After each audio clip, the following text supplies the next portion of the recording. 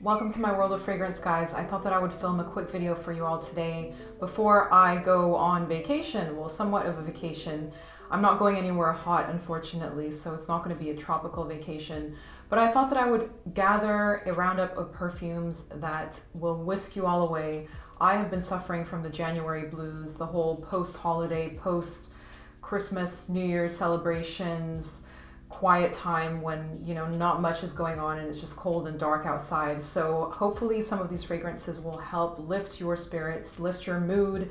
And yeah, so the first fragrance is inspired by one of my favorite places on earth. It is where I am from as well, partially, and it is called Tales from Zanzibar. So Zanzibar is an island off the coast of Tanzania. It just has beautiful white beaches and just, those postcard beaches that you will see. It also has beautiful cultural history. And this brand is called Memoirs of a Perfume Collector. Basically, it's a person who has been a perfume collector for a long time and decided to release a line based on his travel experiences. So this one is inspired by Zanzibar, which is also one of his favorite places. And this one is a fruity cocktail, but unusual and does not smell juvenile. This is the type of fragrance that I definitely call a mood lifter. It's supposed to portray, the scenery of Zanzibar with the sandy beaches and the turquoise water. And it does so in an unconventional way, because usually you would think, okay, then maybe it would be an aquatic fragrance that's salty and sea-like, but this is not it. This is musky and fruity. It is basically based around the guava fruit, which, if you know me, I absolutely love guava. I love tropical fruits in general, but guava, there's something about it that just reminds me of my childhood and drinking guava juice as well. So it's this fruit that is so luscious. The juice comes in like a pink tin or like a pink packaging, cardboard packaging. Some of you might know what I'm talking about, but it's just so sweet and like almost creamy when you drink the juice, like fruity creamy. So guava absolutely makes me think about a vacation, and here it is paired with pink pepper to begin with, that to me gives that gritty sandy feel to remind you of the sand, and then that guava that reminds you of the luscious fruits that you can find on the island. It has other nuances in here as well. You might pick up a little bit of coconut in this fragrance. It dries down with that musky guava fruity cocktail with a little bit of, they call it transparent oud. I don't know exactly what that means, but it has a little bit of a kick there in the dry down as well that could be bumped as a little bit woody. So definitely a unisex cocktail type of fragrance. And yeah, check it out, Tales from Zanzibar. Next fragrance is one of my favorite tropical fragrances, period. It is by Njie and it is called Tropica. So this is inspired by Njie's partially West African heritage, and this is coconut done right.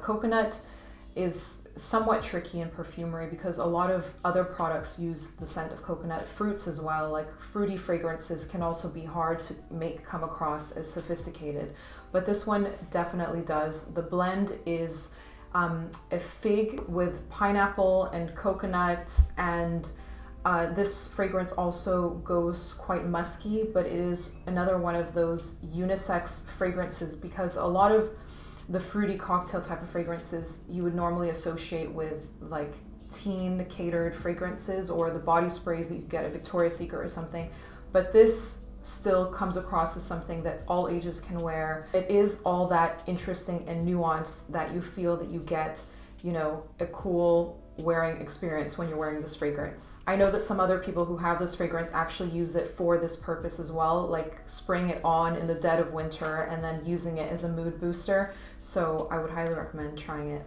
The next fragrance is a cult classic, and it has been my go-to winter fragrance spritzer uplifter for many years.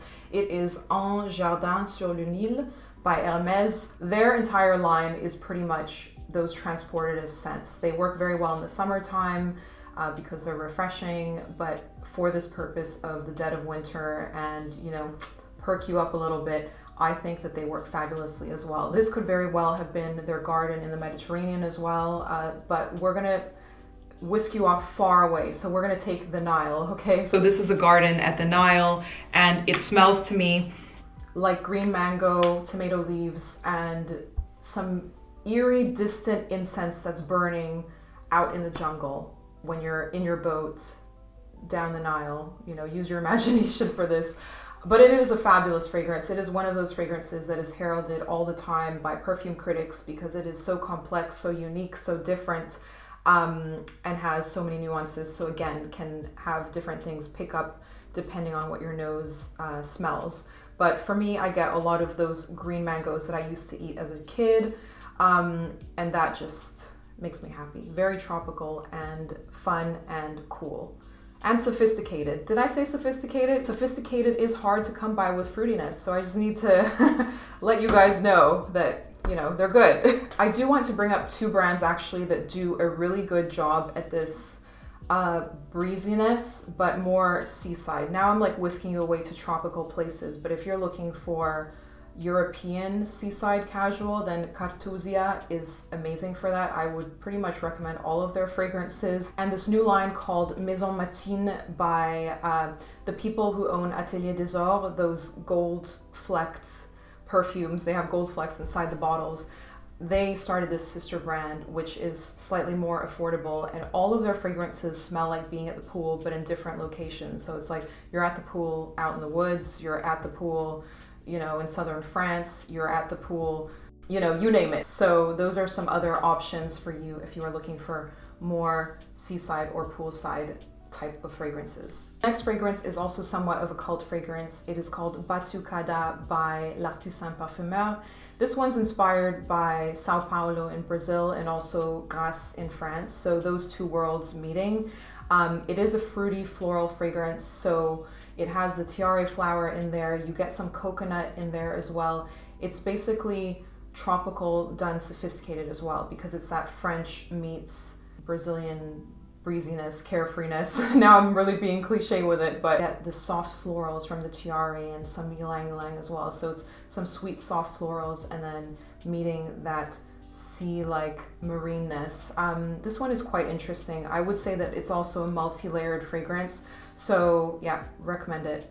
The next fragrance is soft and mellow, and it is from Lush, and it is definitely tropical vibes. It is mimosa combined with coconut, and again, it's a breezy coconut. It's coconut at the seaside, and this one just gives me that feeling of being at the tropical seaside. It's somewhat breezy because it's basically meant to capture the feeling of walking past some gorse flowers at the sea that get heated in the sun, and they give off an almost coconutty aroma. So it's that kind of in passing fluttery type of fragrance that wears lightly but beautifully around you. So yeah, check this one out if you haven't, from Lush. It's called Furze. The next fragrance totally gave me tropical drinks vibes when I tried it. I did my first impressions of it actually on this channel. It is by Motif Olfactif and it is called Nicktowozzy. So this is a fruity drink again, but the fruity drink gives me orangey vibes. It's perhaps like citruses and pineapple and oranges in there. It's definitely a drink that has an orange color to me. It has a fizzling effect as well, and it's met by some sandalwood and vetiver and a hint of cardamom as well. This is a small business that has created this fragrance, and all of them are extraits or eau de parfum in the highest potency. So they're very potent fragrances, very long lasting, and I have one from this collection, but I couldn't justify buying two, but if I did, I would probably have this one as well, Nicktowozzy. Now the next fragrance is also tropical fruits galore, just a mixture of, you know, the most tropical fruits that you can think of, and then met with some earthiness, met with some vetiver and with some galbanum. So it has this little spark to it as well, and it has a complexity to it as well. This one is by none other than Francesca Bianchi, who creates fragrances that are, you know, bold. But this is a tropical affair that will definitely last you a long time. All of her fragrances are basically extraits and are meant to be worn on the skin. They have to be worn on the skin for you to get the most out of the notes and all of the nuances to come out. For some people, this is their favorite Francesca Bianchi fragrance. So I think that if you are in the mood for something tropical, but a little bit edgy as well, meets some grit, meets some complexity, then definitely try out Luxe, Calme, Volupte. And now we're gonna round off with a fig fragrance. Can you guess which fragrance it is? No, it's not Philoskyos. The cult favorite fig is Philoskyos, but that one is, if you're talking the EDT green, so more like fig leaf, and if you're talking the EDP, goes a little bit creamy, milky, coconutty, like the sap that comes out of the fig. This one is a fruity fig, so very fruity, definitely in a tropical place, and it is called Fico d'India by Ortigia. So this is the go-to tropical fig for me.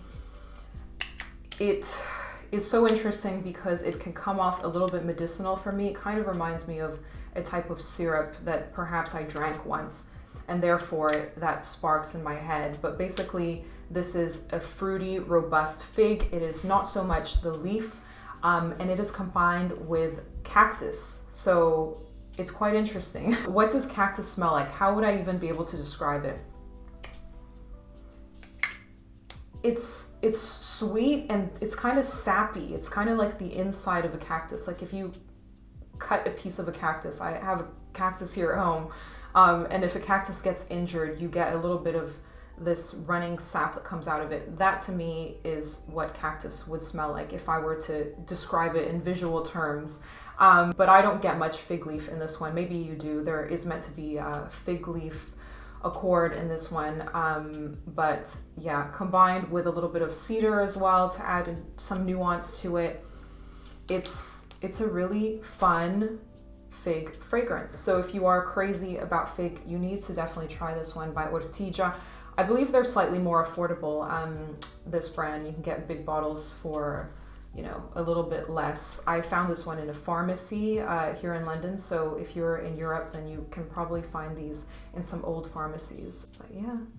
So there you have it, my tropical fragrances to whisk you away, to melt away all of your sorrow or depression. Like, it is a hard time, I feel, going through January. It's like the longest month. This video is probably going to go up in February, but nonetheless, it's that time of the year, if you're in the northern hemisphere, where it's just kind of like a drag. It's hard to get out of the door, out of bed, and hopefully these fragrances give you something to look forward to if you do get out of bed, a reason to get out of bed. And I hope that you enjoyed it, and I will see you in my next video. Bye!